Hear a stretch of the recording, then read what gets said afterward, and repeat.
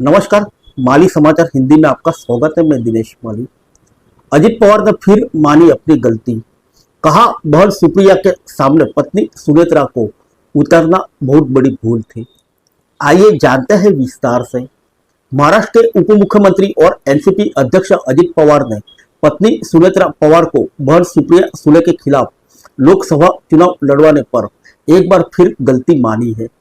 उन्होंने कहा कि यह उनकी भूल थी, मैंने गलती की थी। अजित पवार ने बीते कल बारामती से नामांकन दाखिल किया। इसके बाद पत्रकारों से बात की। इस दौरान उन्होंने कहा कि मैंने अपने बहन सुप्रिया सुले के खिलाफ पत्नी सुनेत्रा को उतारकर बड़ी गलती की। यह मेरी बड़ी भूल थी, यह मैं मानता हूं। उन्होंने आगे कहा कि हर किसी को चुनाव लड़ने का अधिकार है।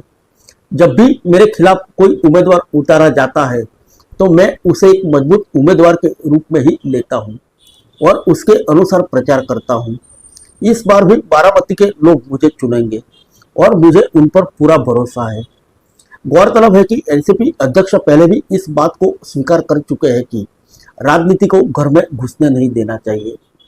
उनका अपनी पत्नी को बहन के खिलाफ चुनाव लड़वाने का फैसला गलत था। आइए जानते हैं क्या है सियासी विवाद।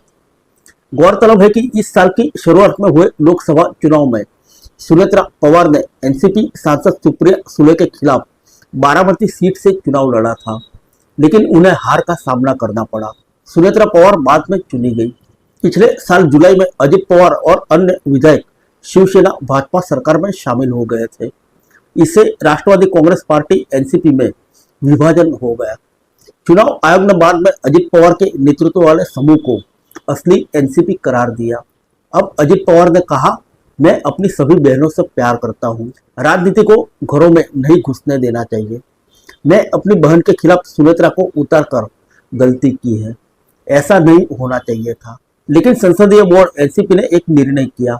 अब मुझे लगता है कि यह गलत था।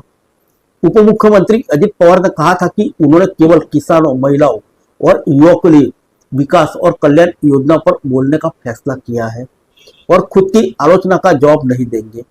उन्होंने यह भी कहा कि शरद पवार एक वरिष्ठ नेता है और उनके परिवार के मुखिया है और वह बाद में की गई किसी भी आलोचना का जवाब नहीं देंगे। सत्तारूढ़ भाजपा और शिवसेना द्वारा शरद पवार को निशाना बनाए जाने के बारे में एनसीपी नेता ने कहा था कि महायुति के सहयोगी दलों को भी समझना चाहिए कि वे क्या बोलते हैं। उन्होंने कहा कि हम सब साथ बैठते हैं तो मैं अपनी राय देता हूं। फिर मिलेंगे अपने बुलेटिन में अन्य किसी खबर के साथ। तब तक के लिए इजाजत दीजिए। नमस्कार।